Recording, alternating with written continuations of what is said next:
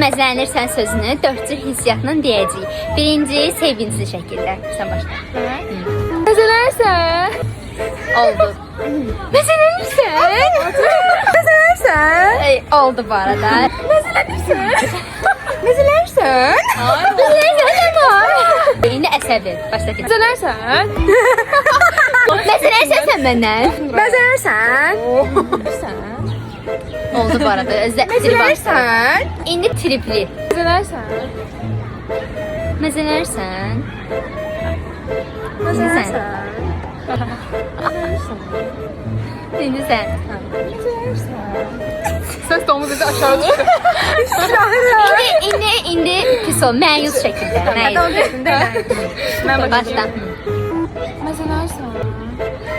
Ağlayacağım indi. Məzələnirsən. Gələn, qoy girəsən. Hə. Məzələnirsən.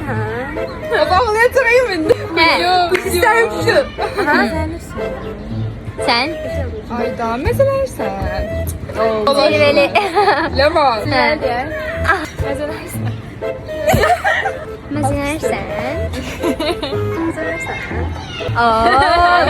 Ben bir etkilendim. Aba. Dostlar en çok kim beğendiniz yorumlarda gelirsiniz.